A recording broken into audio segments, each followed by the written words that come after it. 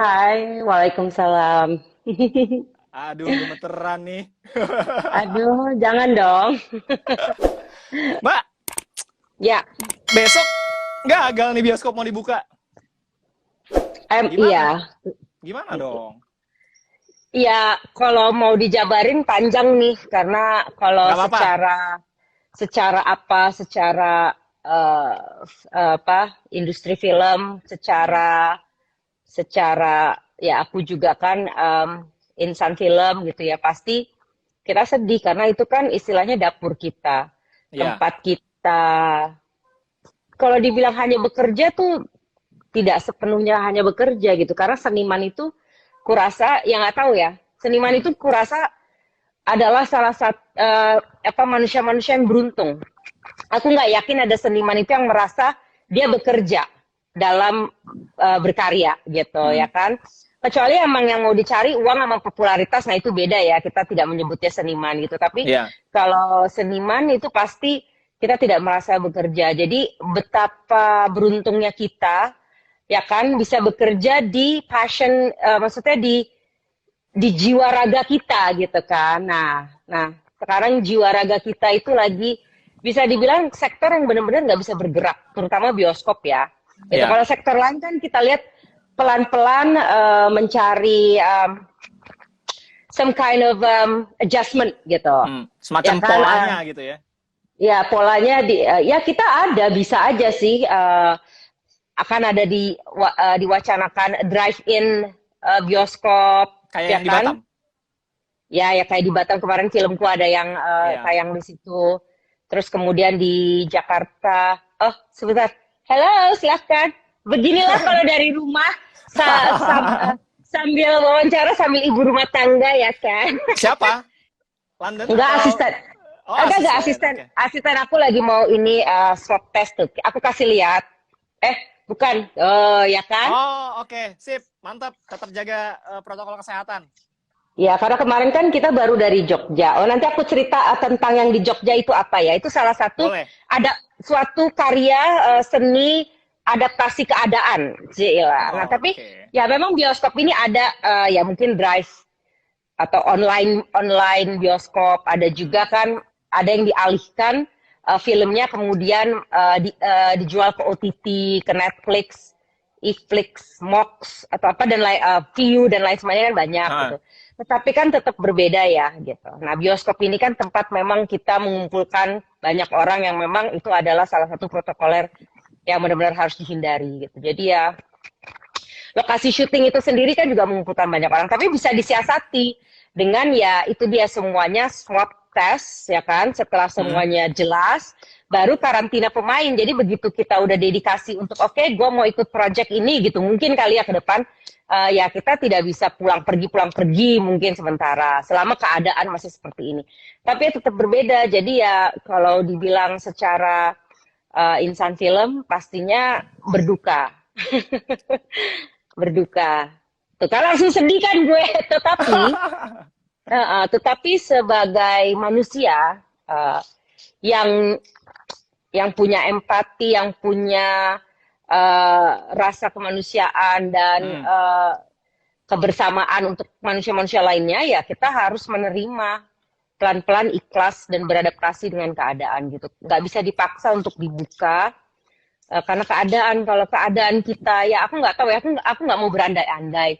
Cuman em, kita kan juga belum di puncak, belum di fase puncak di gelombang satu ini kan juga karena kan mungkin kita begitu luas negaranya, begitu besar, Hmm. masyarakatnya begitu banyak, dan mungkin peralatan untuk pengecekan gitu juga tidak belum memenuhi kuota yang tepat gitu. Mungkin Ya. ya, aku nggak Hmm. tahu nih. Jadi pasti ada banyak faktor gitu. Nah Tapi Mbak, jadinya gini, by the way selama kurang lebih 4 bulan ini kita ada di pandemi, pernah nggak sih teman-teman insan film sineas ini diajak ngobrol sama pemerintah tentang kondisi teman-teman Mbak Ulan? Saya sempat wawancara Mas Reza Rahardian, terus mm-mm, teman saya Arif juga pernah wawancara Mas Hanung dengan mm-mm, kondisi pada saat pandemi itu masih baru. Nah sekarang ini kan kita udah mulai longgar dan karena itu saya menghadirkan kami dari Instok Elsinta menghadirkan Mbak Ulan untuk ngebahas ini.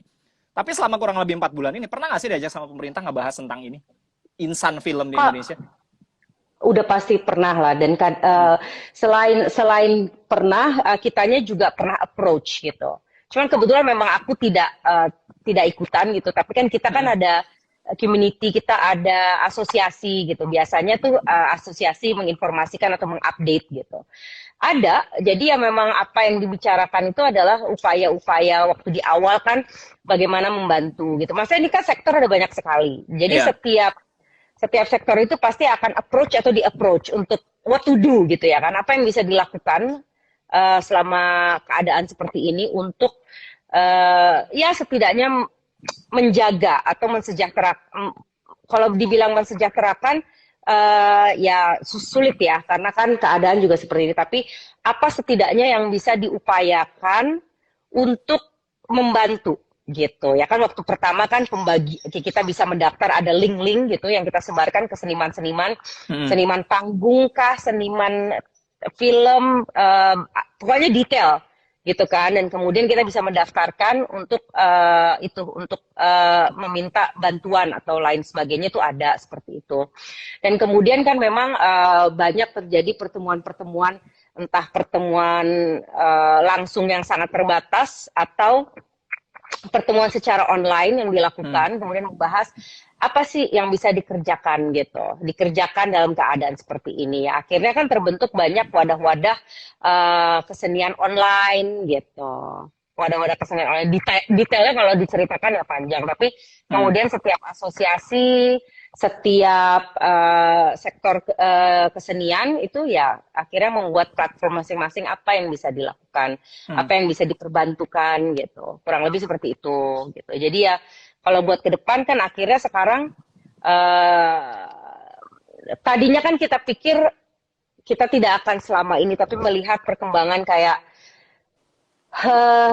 tidak puncak-puncak loh di kita gitu. Maksudnya per hari ini aja udah tembus 100.000 dan ini belum fase puncak. Sehingga kan kalau diprediksikan fase puncaknya kan Oktober katanya. Oktober, nanti baru turun. Nanti gelombang 2-nya ya, aku sih berharap mudah-mudahan ini adalah fase 1, 2, dan 3 menjadi satu untuk kita. Jadi kemudian landai. Iya kan, kepinginnya gitu, jadi biar cepat gitu. Tetapi kalau tidak, berarti apa yang mesti dilakukan gitu untuk kita tidak berdiam. Gitu kan, setidaknya ada semangat gitu, ada semangat baru. Sementara kalau kita kan berharap we don't want this to be the new normal, we want the old normal gitu. Tapi pada saat new normal ya kita tidak bisa diam aja menunggu old normal ya kan. Ya kita mesti apa yang bisa dikerjakan semaksimal mungkin walaupun berbeda, tapi kita tidak usah berpikir berbeda, nggak bisa gitu.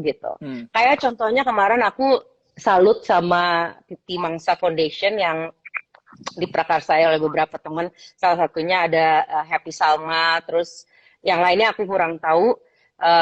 Kemarin apa yang kulakukan di Jogja itu adalah pagelaran teater pertama selama pandemi, gitu. Pagelaran teater pertama secara pandemi. Apa yang kita lakukan? Kita reading secara online kemarin sebelumnya. Gitu. Jadi seminggu di Jogja itu tinggal pemantapan kasarnya. Jadi seminggu itu kita di situ latihan intens. Karena kan biasanya kalau teater itu kita latihan bisa berbulan-bulan ya, gitu kan. Bisa sebulan, 2 bulan, 3 bulan tergantung pagelarannya seperti apa gitu. Nah jadi kemarin itu kita latihan reading masing-masing atau lewat Zoom. Dan kemudian akhirnya kita ke Jogja seminggu sebelum pentas untuk latihan intens. Dan kemudian pentas di tanggal 25. Pentasnya tidak ada penonton, tetapi direkam. Nanti kalian akan bisa menonton secara streaming di bulan Agustus. Nanti detailnya pasti semua akan tahu, kan akan mulai gencar di sosial media gitu kan. Tetapi ya itu yang dilakukan. Mungkin ini adalah semangat di dalam keadaan seperti ini, kita mengadaptasikan kebiasaan baru pola, ya gitu. Sambil menunggu. Iya, Mbak. Tapi kalau menurut Mbak Ulan, solusinya kalau sekarang apa sih yang kira-kira pada saat nanti misalkan kan vaksin lagi diuji klinis nih, tahap ketiga ya di Indonesia. Mudah-mudahan sih kabarnya. Tapi kan itu juga Januari baru baru bisa produksi massal uji. Katanya. Belum ditetapkan. Januari itu adalah istilahnya apa ya, itu aku nggak ngerti kalau kedokteran ya, istilahnya semacam kalau food testing deh kalau makanan gitu, food testing, tapi kan kemudian belum ada kata iya, jadi belum bisa diproduksi massal gitu. Jadi Januari aja masih kasarnya apa tuh istilahnya, test ya, uji coba yang Uji final deh klinis. gitu. Uji klinis. Kalau kata para pakar yang pernah Elsinta wawancarain, uji klinis. Nah, ya, apa uji sih klinis final. kalau menurut Mbak Ulan sebagai sineas, solusinya untuk teman-teman sineas nih gimana sekarang? Ketika rilis film akhirnya ketunda. Ada berapa film tuh Mbak yang ketunda kalau filmnya Mbak Ulan? Filmku kebetulan ada lumayan karena tahun kemarin itu aku tidak ada film yang keluar, tetapi syuting terus. Jadi ada Jakarta versus Everybody, ada Jakarta versus Everybody itu social realism, kemudian ada Ghostbuster, itu komedi kayak Ghostbuster-nya Indonesia lah gitu, itu sama Tora Sudiro sama Gary Iska. Kalau Jakarta versus Everybody sama Jeffrey Nicole sama Ganindra Bimo. Terus ada The Master, ada Kuburan Dalam Rumah, ada Dajjal juga ya? Dajjal, ya betul, Dajjal gitu. Jadi ya pilihannya adalah mungkin karena PSBB dibuka, mungkin yang kemarin sebelum PSBB ditutup itu sedang berproduksi dan belum kelar, jadi di tengah-tengah pengerjaan. Sekarang kayak teman-teman mulai menyelesaikan, at least menyelesaikan, jadi cost tidak makin tinggi, gitu kan? Kalau kita diamkan sekarang, nanti kita selesaikan, nanti deh kalau pandemi udah kelar, kita nggak tahu ke depan ini nih akan seperti apa, gitu. Kita belum tahu dari segala segi A to Z, apapun itu kita nggak tahu. Jadi kita teman-teman setelah PSBB dibuka dengan protokoler yang sesuai, yang sudah ditentukan, menyelesaikan filmnya gitu. Nah, ada pilihannya kalau memang mau di-keep gitu, filmnya di-keep untuk nanti kita lihat keadaan setelah bioskop buka, atau ya itu tadi ada pilihannya ditayangkan di OTT gitu. Oke, kita ke netizen dulu nih, Mbak. Ya, seperti temanku kan, Dian kan kebetulan bikin film tuh Guru-Guru Gokil ya. Terus kan kemudian akhirnya karena keadaan sepertinya aku lihat, aku mengamati, akhirnya kan jadi dibeli oleh Netflix dan menjadi original movie-nya Netflix. Gitu kan. Ya itu adalah ya mungkin adaptasi dari keadaan. Mungkin pilihan dia nggak mau menunggu sampai bioskop buka gitu. Nah, ada yang menunggu sampai bioskop buka, ada yang kemudian ke OTT, ada yang di-keep gitu. Jadi ya pertimbangan masing-masing lah gitu. Pasti setelah pembicaraan panjang antar sesama diproduksi gitu. Ini banyak yang komentar, pria-pria banyak yang mengagumi, banyak juga yang komentar dari zaman dulu belum punya anak, sekarang udah punya anak, Mbak Ulan masih sama aja katanya. Terus ada juga yang ngebahas tentang film sebentar. Mbak Ulan, kata siapa nih? Kata Kencana. Terus banyak juga yang menyapa dari Deddy Mulyadi, halo. Kayaknya penggemar bola, aku juga lihat penggemar Persib juga banyak yang komen nih gitu. Banyak, iya. Nah, itu nanti kita bahas. Kemarin dapat jersey Persib Bandung nomor 13. Nanti ini sebentar lagi mau aku upload fotonya. Aku udah foto dengan jersey itu bersama anak aku. Oke, ini tadi Gandhi Pangestu yang bilang dari kecil sampai sekarang udah bisa anak, masih cakep terus, gile bener kata Gandhi Pangestu. Aduh, gile bener. Makasih Gandhi, pujiannya gile bener juga, terlalu berlebihan lah. Adalah perubahan. Cuman ya kalau dibilang begitu ya disyukuri aja, alhamdulillah. Alhamdulillah, ya. Alhamdulillah. Nah, ada Sylvie Sakinah. Cantik banget Mbak Ulan. Kira-kira untuk keuntungan di industri hiburan lebih banyak dari bioskop atau OTT tadi sih, Netflix, iFlix dan teman-temannya tadi?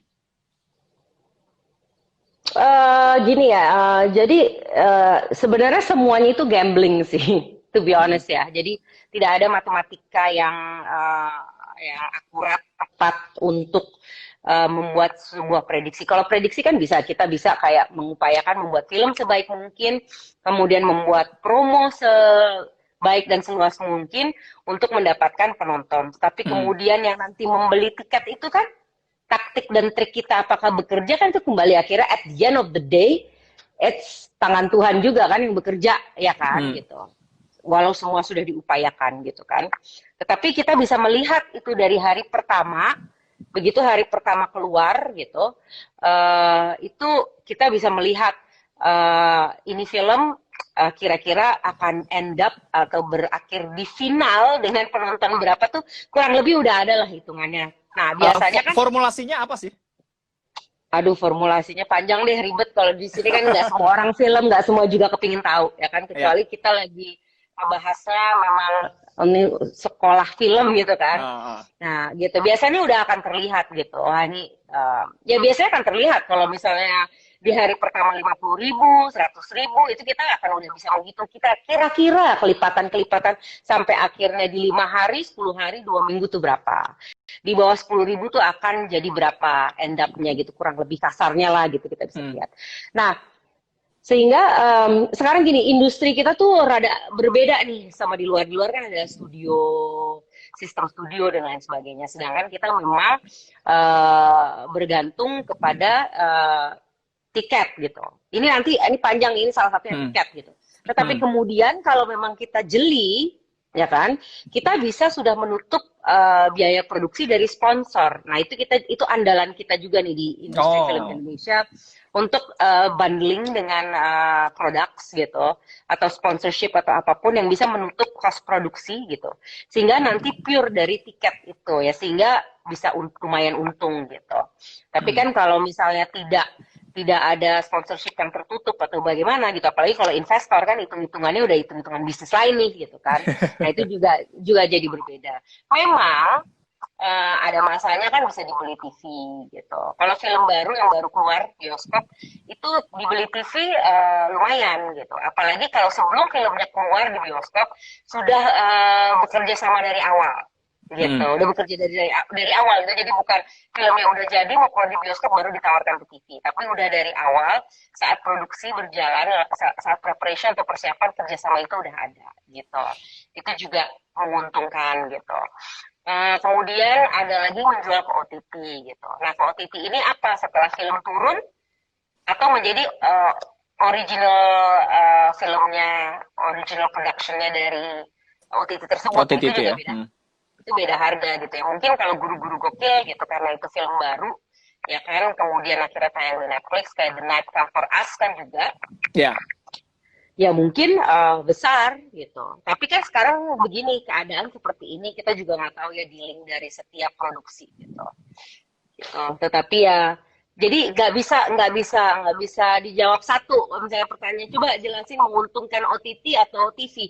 Karena deal atau kerjasama dengan TV, dengan OTT itu banyak sekali, cakupannya luas gitu. Jadi yang mana? Tadi udah beberapa kan aku jabarin.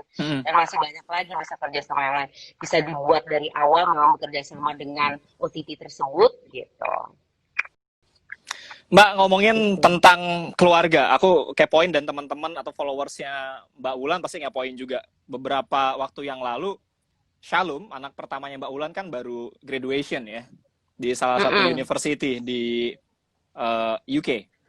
Nah, dengan kondisi pandemi gini, gimana Mbak akhirnya relationship dengan anak-anak? Kalau yang di rumah kan bisa ngawasin ya, apalagi ya mudah lah ada kerja dari rumah, terus belajar dari rumah. Dengan Shalom gimana Mbak akhirnya? Meskipun sekarang kita tahu lah kita bisa Zoom meeting bareng, bisa via WhatsApp call. Gimana sih Mbak? Shalom udah selesai kuliahnya, tapi memang tidak ada graduation. Seharusnya kan Juli ini kan kita berangkat semua sekeluarga untuk graduationnya Shalom, tapi karena keadaan juga gitu. Jadi ya kita lihat apakah memang sudah begini aja, memang kita harus terima dan ikhlas kalau graduationnya adalah sebuah kelulusan aja tapi tidak ada perayaan gitu. Atau nanti tahun depan digabung kalau memang keadaan normal kembali gitu, terus kemudian ada graduation yang buat tahun depan, terus kita bisa ngikut, maksudnya yang tahun ini tidak graduation dilibatkan, itu nggak tahu juga ya gitu. Tetapi ya dia sudah selesai dan tanggal 28 ini, maksudnya hari ini dia jalan dari sana untuk pulang. Jadi dia udah swab test, terus ya prosedurnya lumayan karena kan istilahnya dia lama di sana kan gitu. Jadi tanggal 28 nanti balik, jadi dia harus swab test dulu baru boleh masuk ke rumah ini. Iya kan gitu, karena kan Udah Ya berapa memang lama harus nggak meet up? 1 tahun ya, Wow, 1 tahun, lama satu juga ya. tahun. Oh. Biasanya kan setahun sekali pulang, jadi ya Hmm. pulang tahun kemarin gitu. Tahun kemarin tuh pas kapan ya? Kalau nggak salah Lebaran tahun kemarin. Jadi ya kurang lebih udah 1 tahun kita nggak ketemu. Tapi, aduh sekarang zaman tuh udah canggih ya. Kita tuh nggak Hmm. berasa jauh kok dengan orang. Kayak seperti aku gitu. Zaman aku main sinetron dulu, belum sekarang, sama sekarang tuh Hmm. aku tuh ngerasa dengan fans itu aku deket gitu. Fans juga merasa deket dengan kita. Tapi kalau di zaman waktu itu aku masih remaja, kita tuh ada jarak, benar-benar ada jarak. Sekarang dengan pemerintahan juga kita tidak ada jarak. Mungkin karena sosial media kali ya, yang membuat Ha. jarak itu tuh tidak berasa gitu. Jadi ya aku nggak berasa sih Shalom, kayak ya mungkin begitu kangen kan bisa video call Hmm. gitu dan Tapi bisa sempat ngomong. worry ya, karena kan awal-awal pandemi happening banget nih COVID-19 di seluruh dunia. Ya, terutama di sana ya, di Itali, Inggris kan Hmm. lumayan dahsyat tuh. Tapi kan mereka juga penanganannya sangat ketat gitu, sangat Hmm. disiplin. Jadi benar-benar kalau kita itu PSBB kayak kemarin gitu, tetapi kan kalau aku lihat kan masih ada orang-orang yang berkeliaran. Kalau di sana Hmm. nggak bisa gitu. Anakku bener-bener hanya di dalam apartemen dan begitu dia mau ke groceries atau ke apotek bener-bener nunggu giliran. Hmm. Izin, Kalau ada surat. Ada sekolah ya. kita kan enggak. Walaupun PSBB, kalau kamu mau nyelonong keluar boleh bisa nggak? Ya bisa. Gitu. Kita maksudnya bukan mau menjelek-jelekan sistem negara ini atau pemerintahan, tidak sama sekali. Cuman Ha. uh, kita harus, yang mau aku sampaikan di sini nih, kita harus kalau bekerja sama. Negara kita begitu besar, rakyat kita begitu banyak. Tingkat pendidikan, tingkat strata, apa namanya juga banyak yang jomplang gitu kan, sehingga ya nggak bisa disalahin pemerintah, nggak bisa disalahin pemerintah, nggak akan mencakup gitu. Jadi ya Hmm. memang kita harus kerjasama, dan aku lihat juga rakyatnya juga tidak disiplin kalau menurut aku gitu, Hmm. kayak udah bodo amat gitu. Ya aku sih nggak masalah gitu, maksudnya kita sekarang kan PSBB sudah dibuka gitu, kita udah bisa berkegiatan loh, udah bisa Ya, aktivasi lagi. Kayak kemarin aku ke Jogja gitu, aduh betapa bahagianya. Tapi kan kemudian kita menjaga diri dan menjaga orang lain, kalau tidak kan betul. makin, ya kan. Nah kemarin aku Hmm. tuh ya mungkin nggak bisa disalahkan gitu. Kemarin aku juga gak bingung, kan aku kebetulan perjalanan naik mobil gitu. Aku perjalanan naik Hmm. mobil nih ke Jogja naik mobil gitu. Belum berani naik pesawat gitu. Karena aku tuh Oh. orangnya OCD. Daripada gue sepanjang perjalanan semprot, semprot, semprot ya kan. 5 botol habis. Mau duduk semprot, mau ke kamar mandi karena kan pasti melewati banyak. Ya maksudnya public area kan gitu. Tapi kan Betul. kalau di mobil kan, mobilnya datang ke rumah gue, kemudian disiapkan produksi, jadi bukan naik mobilku sendiri. Hmm. Semprot dulu satu mobil, ya kan, terus kita jalan udah kan sepanjang kan hanya di itu 8 jam aku berjalan, sama 8 jam, dan masuk ke beda-beda kota itu tidak ada checkpoint, Hmm. tidak ada checkpoint sama sekali. Jadi kalaupun lo punya COVID di badan lo traveling membawa dari Jakarta ke Jogja, itu tidak ada checkpoint gitu. Oke. Tapi pakai surat-surat segala macam nggak sih? Surat tes COVID untuk jaga-jaga, seumpama nanti di jalan ada pengecekan. Jaga-jaga mah iya.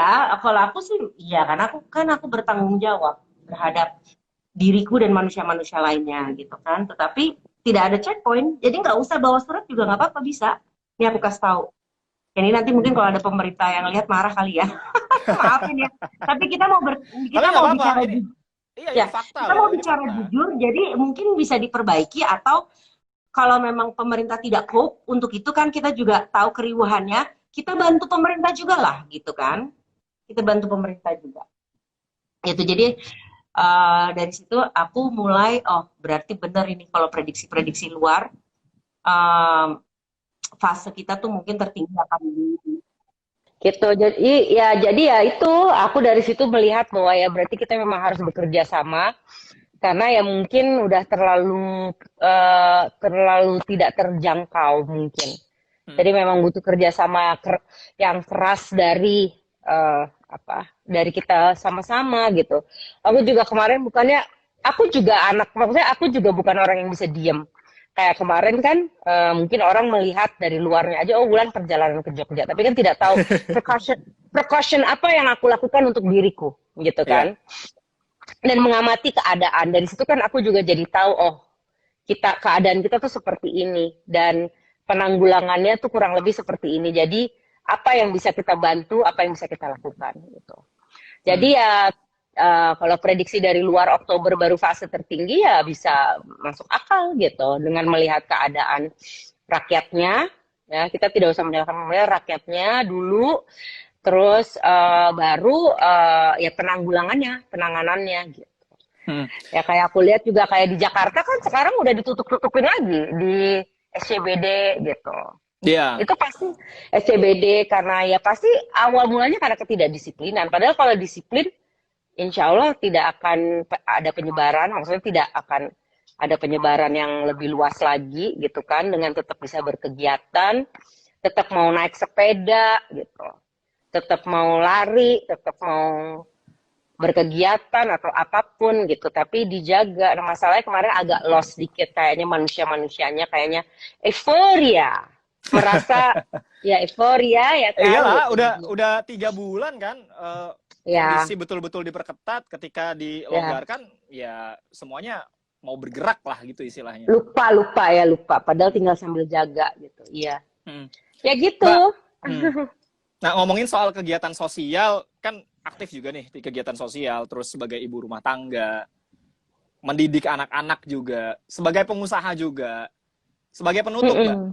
Apa sih yang dilakukan sama Mbak Wulan selama pandemi ini untuk kegiatan-kegiatan tadi ya, kegiatan sosial, ngebagi waktu dengan keluarga, mikirin syuting, usaha juga kena dampak pastinya. Apa aja, Mbak? Iya, kena dampak ke outlet saya, ada yang tutup, terutama yang paling sedih buat aku tuh minumanku yang baru ku launching di bulan Februari, minuman olahraga, minuman protein, Isopro 23 itu Februari tahun ini launching, kemudian mulai terdistribusi dengan mulai merata di semua gym di seluruh Indonesia, kemudian terjadi tutup semua. Nah, sekarang kita mesti kreatif intinya. Seperti yang tadi saya udah ceritakan, pagelaran teater yang nanti kalian dapat nonton streaming gitu, tidak ada penonton. Itu salah satu penanggulangan supaya gimana nih supaya kita bisa ekonominya jalan lagi gitu kan. Nah, jadi apa yang dilakukan ini kita mesti kreatif di setiap segmen atau sektor yang kita kerjakan gitu.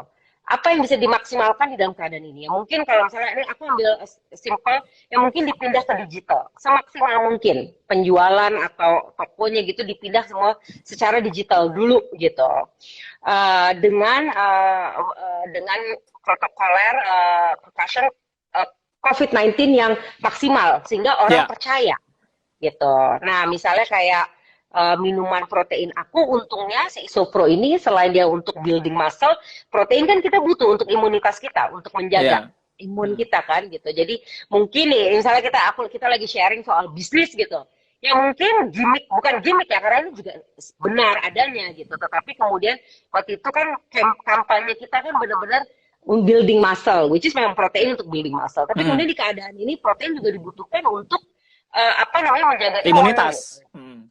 Jadi mungkin kampanye kemarin bisa dirubah sedikit gitu. Jadi ya kita harus kreatif, memang kita harus memikirkan semaksimal mungkin apa yang bisa dikerjakan, tetapi tidak dipaksakan gitu. Jadi hal-hal yang memang tidak bisa dipaksakan ya tidak dipaksakan, tetapi dicoba dicari cara adaptasinya supaya bisa berjalan gitu. Alhamdulillah kalau bisa melampaui dari sebelum, kalau sama alhamdulillah, kalau di bawah itu juga tidak apa-apa. Yang penting tidak berdiam diri, yang penting tidak diam gitu. Kalau buat itu kalau untuk urusan bisnis dan pekerjaan. Kalau misalnya untuk urusan anak, ya ini dia nih yang bikin kadang-kadang bahagia tipis dengan stres. Masa sih seorang Wulan Guritno ngerasain juga stres di rumah sama anak? Iyalah gitu. Kita kan anak lapangan gitu. Kita anak lapangan yang biasa di lapangan, biasa ada waktu berjarak, ada saat berjarak juga dari anak gitu. Walaupun anak itu adalah obat kita juga kan, kita pulang kan obat kita capek, obat kita mungkin sedang bingung dengan pekerjaan kan, anak kita lihat anak itu tuh lupa sejenak gitu. Tetapi kan ada waktu berjarak sebelumnya. Lah ini 24 jam bareng ya kan. Dia sekolah, kita ngurusin kerjaan, dia nanya lagi urusan pembelajaran dia, belum juga internetnya ini itu rebutan internet, puyeng bau. Tapi Oke, dinikmati. ternyata Kuncinya memang seorang Wulan Guritno itu juga tetap manusia biasa yang bisa ngerasain apa yang dirasakan sama ibu rumah tangga selama beberapa bulan terakhir ini ternyata. I think we all are gitu, karena we are adapting to this new kind of doing everything in one space gitu kan, everything in one space gitu.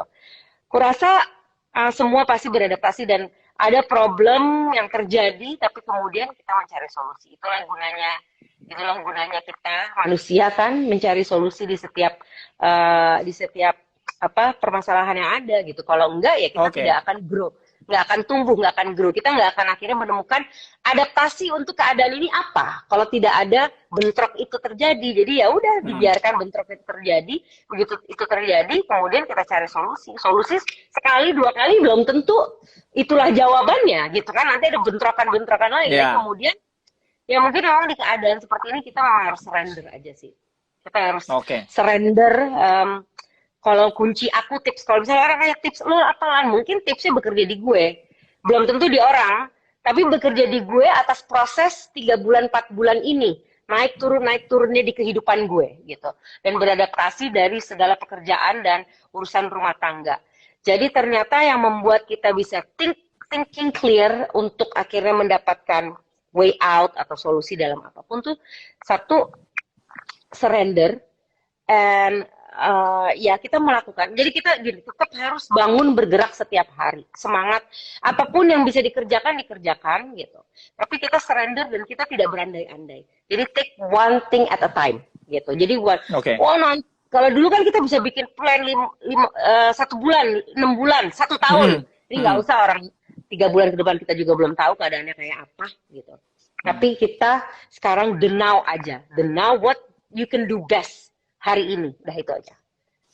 Mudah-mudahan dengan the now what you can do your best untuk hari ini, apapun yang kita berbeda, apa kegiatan kita, itu adalah magnet untuk jalan terbuka gitu. Kalau menurut aku ya, karena kan kita dalam keadaan positif. Gitu. Mudah-mudahan semuanya good luck. Amin. Good luck with your life, with our life. Ini gimana? Ini satu cerita yang bikin mungkin para bobotoh iri. Itu gimana ceritanya? Bisa dapat jersey-nya Febri Haryadi. Ini jangan-jangan gara-gara di YouTube-nya Randy dan Hanif Syahbandi ya? Gue kan curhat tuh, katanya ngefans banget sama Wulan. Memang pada awalnya gara-gara YouTube channel itu, kemudian kan yang punya YouTube itu Randy dan Hanif Syahbandi. Iya, nge-tag aku. Terus aku juga lihat di Kui Entertainment gitu. Jadi udah di beberapa platform gitu aku melihat. Dan kan memang Persib dan itu kan juga memang membanggakan gitu. Ya, Febri membanggakan. Jadi kebetulan dulu aku kan juga pembawa acara bola lumayan lama ya. Ya, dulu aku ngikutin tuh. 5 tahun. Aku jadi presenter bola Liga Italia tapi gitu. Iya. Dan melihat perkembangan persepak bolaan kita, terus juga individualnya gitu. Ya, aku mengagumi juga gitu ya. Kemudian ada salah satu anak bangsa yang membanggakan, kemudian mengagumi aku, padahal aku juga mengagumi dia, kan bingung juga ya gimana nih. Ya udah, jadi aku di-tag, terus aku bilang terima kasih. Ya udah, dari situ kita kenal gitu, sesama manusia gitu. Febri yang ngasih langsung? Iya kan, karena tag itu kan ada tag-tagan nama. Terus aku bilang terima kasih, salam kenal gitu. Terus aku repost, terus dia bilang iya Mbak, makasih juga, salam kenal gitu. Terus dari situ ya aku ingin appreciate, jadi aku kirimin produk aku gitu. Terus aku juga dikirimin produk dia. Ya udah gitu. You know what? Di dalam keadaan seperti ini kita harus connected to all people. Kita harus terbuka. Jadi dalam keadaan ini, ya mungkin dulu, jadi aku banyak belajar juga di keadaan ini, mudah-mudahan teman-teman juga, kalau kita ini, we're all connected, no matter and whoever you are, gitu. Kita ini connected. Jadi, ya aku paling cuman, pokoknya sekarang prinsipku adalah, kalau ada kesempatan, aku tidak mau menutup diri. Kesempatan dalam arti gini, berkenalan dengan siapa, ada yang menyapa ya kita senyum balik. Nggak harus dia siapa. Di pinggir jalan kita ketemu, kita connect to that people. Ada sama tukang sayur di depan, sama ini, sama itu, siapapun gitu. Karena ternyata we need each other gitu kan. Kita membutuhkan satu sama lain.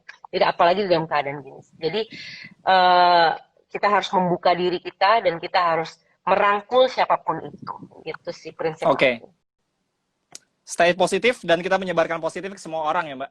Tapi bukan positif COVID ya. Jangan dong. Itu jangan. Iya. Oke. Iya. Thank you Mbak Ulan. Ini seru banget bisa ngobrol langsung dengan Mbak Ulan. Iya, tapi udah waktunya maghrib ya. Betul, kita harus tutup juga di sore ini InStock apa kata mereka bersama Ulan Guritno. Mbak Ulan, thank you. Kita thank you banget ya. Nanti topik yang lain ya. Thank you Mbak. Assalamualaikum. Selamat sore. Waalaikumsalam.